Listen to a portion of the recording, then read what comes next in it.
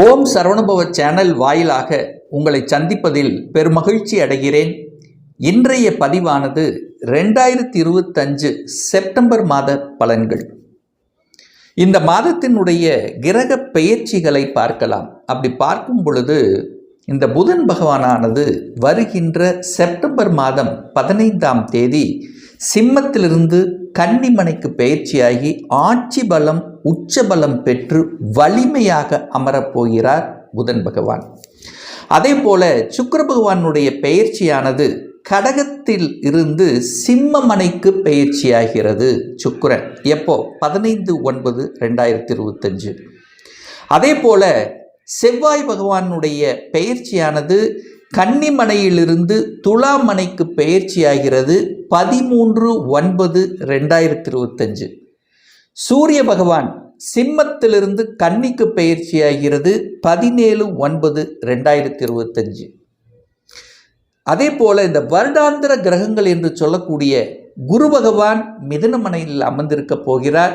சனி பகவான் வக்ரம் பெற்று மீனத்தில், ராகு பகவான் கும்பத்திலும், கேது பகவான் சிம்மத்தில். இந்த மாதத்தினுடைய தொடக்கத்தில் மனோகாரகன் அதாவது சந்திரன் எங்கே அமர்ந்திருக்கார் அப்படின்னா தனுசுல அமர்ந்திருக்கார். ஸோ இதுதான் இந்த மாதத்தினுடைய கிரகமைப்பு. இந்த அமைப்பை வைத்துக்கொண்டு எதை செய்யலாம், எதை செய்யக்கூடாது, எதை செய்தால் நமக்கு நன்மை, எதெல்லாம் நல்ல விஷயங்கள் இருக்குது, எந்த தெய்வ வழிபாடு சிறப்பு, ஸோ இதை பற்றி எல்லாம் டீட்டெயிலாக நம்ம பார்க்க போகிறோம். அதற்கு முன்னால் நம்முடைய சேனலை நீங்கள் ஃபஸ்ட்டு டைம் பார்ப்பவர்கள் என்றால் மறக்காமல் சப்ஸ்கிரைப் பண்ணிக்கிங்க. கன்னிராசி அன்பர்களே, இந்த செப்டம்பர் மாதம் என்ன பலனை தரும், எப்படி இருக்கும் அப்படின்னு பார்க்கும் பொழுது உங்கள் ராசிநாதன் என்று சொல்லக்கூடிய புதன் பகவான் 12ஆம் இடம் என்று சொல்லக்கூடிய விரயஸ்தானத்தில் உட்கார்ந்துருக்கு. அப்போ ராசிநாதன் 12ல் போய் உட்கார்ந்துருக்கார். இருந்தாலும் அங்கே ஒன்றும் பெரிய பாதிப்பு இல்லை, அதிநட்பு வீடு தான், சூரியனுடைய வீட்டில் தான் இருக்கார். ஆனால் இந்த 15ஆம் தேதி செப்டம்பர் 15ஆம் தேதி உங்கள் ராசிநாதன் ஆட்சி பலம் உச்ச பலம் மூல திரிகோணம் பலம் அடைய போகிறார். சின்ன சின்ன குழப்பங்கள் இருந்து, சின்ன சின்ன விரயங்கள் இருந்து, சின்ன சின்ன பிரயாணங்கள் இருந்து, கொஞ்சம் அலைச்சல் திருச்சலோடு இருக்கக்கூடிய கன்னிராசி என்பர்கள் இந்த 15ஆம் தேதிக்கு அப்புறம் சூப்பராக இருக்க போகிறீங்க. தொட்டு அது துளங்க போகுது. ஏன்னா ராசிநாதன் வலுப்பெற போகிறார். ராசிநாதன் வலுப்பெற்றாலே அந்த மாதம் நீங்கள் நினைச்ச காரியங்கள் சிறப்பு பெறும். எவ்வளோ பெரிய அழுத்தம், ப்ரெஷர், டென்ஷன், ப்ரெஷர் இருந்தாலும் சமாளிக்கக்கூடிய ஆற்றல் உண்டு. உங்களை ஒன்றும் பண்ணிட முடியாது. ஸோ அந்த வகையில் உங்கள் ராசிநாதன் புதன் பகவான் வலிமையாக இருக்கும்போது அறிவுபூர்வம் சூப்பராக வேலை செய்யும்.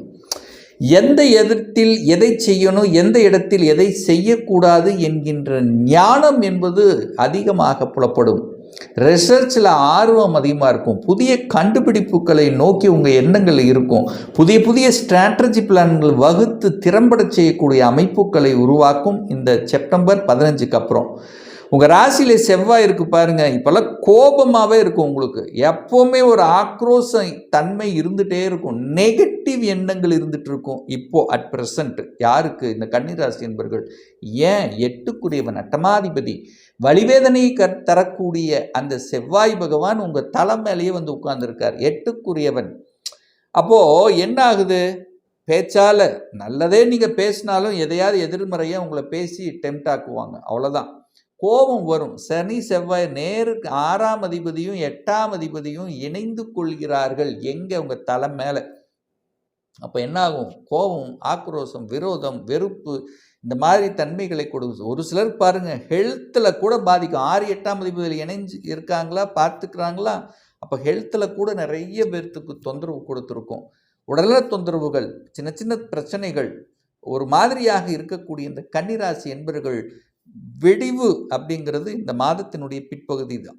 ஏன்னா 13ஆம் தேதி என்று செவ்வாய் பகவான் 2ஆம் இடத்துக்கு அப்படியே மாறுறார். ஸோ 2ஆம் இடத்துல போய் அமர இருக்கிறது செவ்வாய் பகவான்.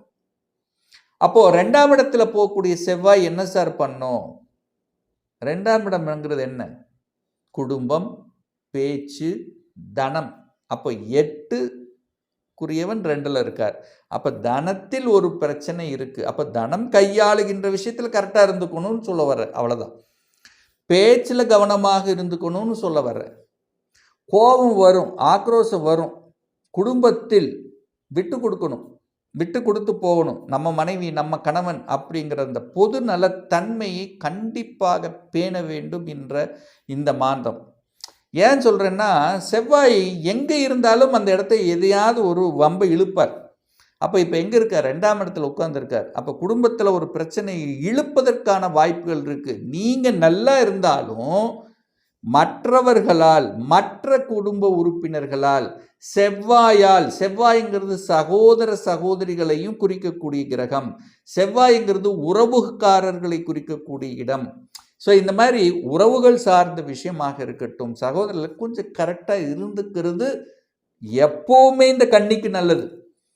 இந்த கன்னிராசி என்பர்கள், உறவுகள், உறவினர்கள், நீங்கள் என்னதான் நீங்கள் நல்லது பண்ணினாலும் நீங்கள் நல்லவன் அப்படின்னு சொல்லவே மாட்டாங்க.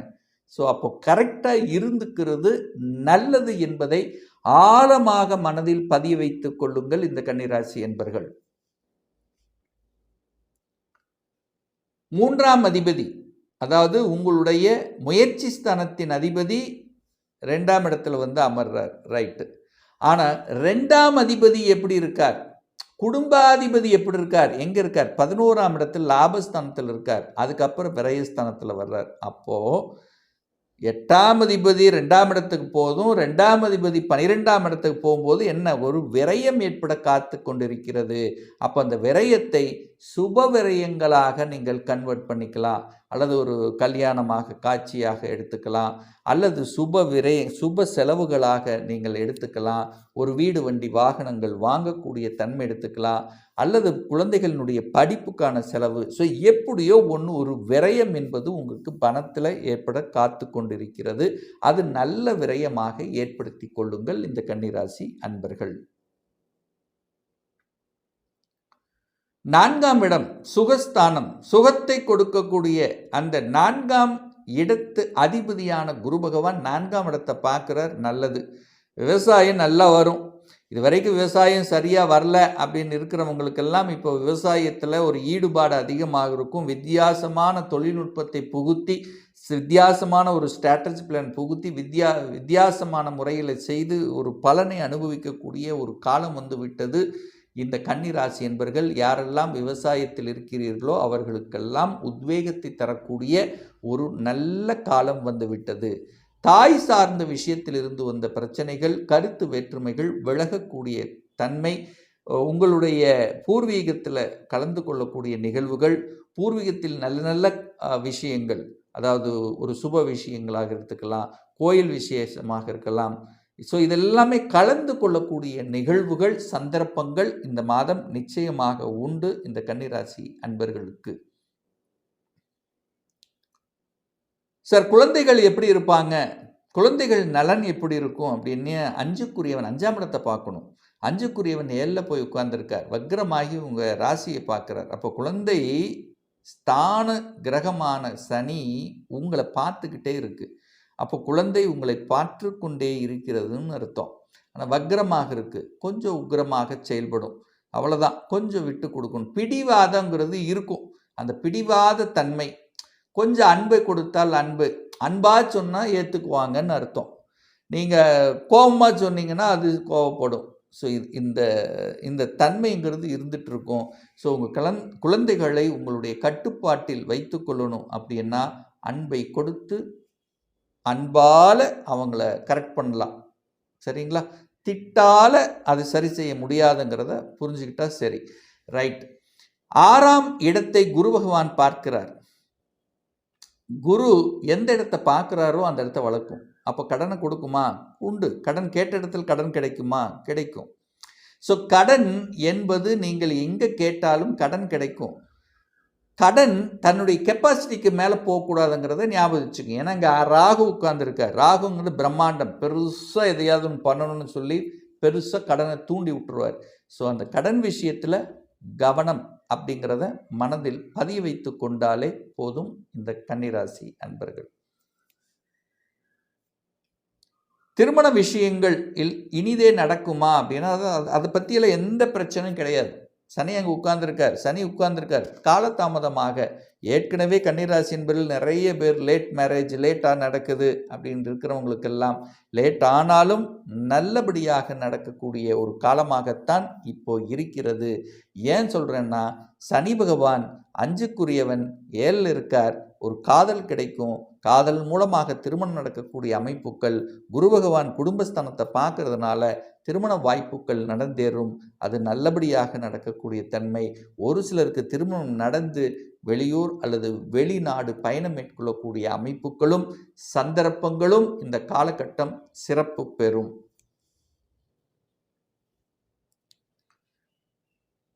10ஆம் அதிபதி தொழில் அப்படின்னாலே, தொழில் வேலை வியாபாரம் எப்படி இருக்கும் அப்படின்னு நீங்கள் கேட்டிங்கனாலே 10ஆம் இடத்தை பார்க்கணும். 10ஆம் அதிபதியான அந்த புதன் பகவான் இப்போ 12ல் இருக்கார். ஆனால் இந்த மாதத்தினுடைய பிற்பகுதியில் உங்கள் ராசியிலே வந்து அமர்ந்து வலுப்பெற போகிறார்.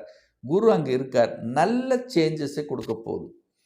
ஒரு சிலருக்கு ப்ரொமோஷன் கிடைக்கும், விரும்பிய இடத்துக்கு இடமாற்றம் கிடைக்கும், அரசு சார்ந்த விஷயத்தில் நன்மைகள் கிடைக்கும், புதிய புதிய ஒப்பந்தங்கள் ஒரு சிலருக்கு கிடைக்கக்கூடிய வாய்ப்புகள் சந்தர்ப்பங்கள் உருவாக்கும், அடிஷ்னல் ரெஸ்பான்சிபிலிட்டிஸ் கிடைக்கும். ஸோ இப்படி தொழில் ரீதியாக சில மாற்றங்கள், சில முன்னேற்றங்களை கொடுக்கக்கூடிய ஒரு நல்ல மாதம், நல்ல செய்திகள், நல்ல யோகம். அதாவது 10ஆம் அதிபதி லக்னாதிபதி வலுப்பெற்றாலே தொழில் வேலை வியாபாரம் நல்லா இருக்க போது, உங்கள் மனசு நல்லா இருக்க போது, உங்கள் செயல்திறனும் நல்லா இருக்க போகுது. அப்புறம் என்ன பிரச்சனை? ஒரு யோகம் கிடைக்கும். என்ன யோகம்? அதிர்ஷ்டம் கிடைக்கும், ப்ரமோஷன் கிடைக்கும், இன்க்ரிமெண்ட் கிடைக்கும். இந்த மாதிரி எதிர்பார்க்காத சில நன்மைகள் கொடுக்கக்கூடிய ஒரு நல்ல மாதம். ஒரு நல்ல தெய்வ வழிபாடு அப்படின்னு நீங்கள் எடுத்துக்கிட்டிங்கன்னா, குலதெய்வ வழிபாடு இந்த மாதம் சிறப்பு பெறும். குலதெய்வத்தை கெட்டியாக பிடித்து கொண்டாலே உங்கள் மனம், எண்ணம், செயல், சிந்தனைகள் சிறப்பு பெறுங்கிறதுல எந்தவித மாற்று கருத்தும் கிடையாது. ஒரு துல்லிய பலன் வேணும். அதாவது இந்த 2025வது வருடத்தில் சொந்த தொழில் செய்யணும் அப்படிங்கிற எண்ணம் இருக்குது. ஆனால் அதுக்கான விதி கொடுப்பினை இருக்கா? அப்படி இருக்கக்கூடிய பட்சத்தில் எப்போ நம்ம சொந்த தொழிலை ஆரம்பிக்கலாம்? திருமணம் தடைப்பட்டு கொண்டே இருக்கிறது. எப்போதான் எனக்கு திருமணம் நடக்கும்? எந்த கோர்ஸ் எடுத்து படித்தா நம்மளுடைய ஃபியூச்சர் நன்றாக இருக்கும்? எப்போ நான் வீடு கட்டுவேன்? குழந்தை பாக்கியம் எப்போ நமக்கு கிடைக்கும்? எப்போ எனக்கு ப்ரமோஷன் கிடைக்கும்? ஸோ இந்த மாதிரியான கேள்விகள் அத்தனைக்கும் துல்லியமான பதிலை நம்மால் கூற முடியும். ஒரு பர்சனல் கன்சல்டேஷன் எடுத்துக்கணும், ஒரு சுய ஜாதகம் பார்க்கணும் என்று விருப்பமுடைய அன்பர்கள் டிஸ்பிளே தெரியக்கூடிய நம்பருக்கு வாட்ஸ்அப் மூலியமாகவோ ஃபோன் கால் மூலியமாகவோ தொடர்பு கொண்டு நேரடியாகவோ அல்லது ஆன்லைன் மூலமாகவோ கன்சல்டேஷன் எடுத்துக்கலாம். நம்மளுடைய அலுவலகம் கோயம்புத்தூரில் அமைந்துள்ளது. அதாவது கோயம்புத்தூரிலிருந்து மேட்டுப்பாளையம் செல்லும் வழியில் வெள்ளக்கிணர் பிரிவுக்கு அருகில் அன்னபூர்ணா ஹோட்டலுக்கு அருகில் அமைந்துள்ளது. பிரியர் அப்பாயின்மெண்ட் வாங்கிட்டு நேரடியாக கன்சல்டேஷன் எடுத்துக்கலாம். நிச்சயமாக இந்த பதிவு ஏதாவது ஒரு ரூபத்தில் உங்களுக்கு பிடித்திருக்கும் என்று நினைக்கிறேன். மீண்டும் ஒரு நல்ல பதிவில் உங்களை சந்திக்கும் வரை உங்களிடமிருந்து விடைபெறுவது உங்கள் அஸ்ட்ராலஜர் டாக்டர் சதீஷ்.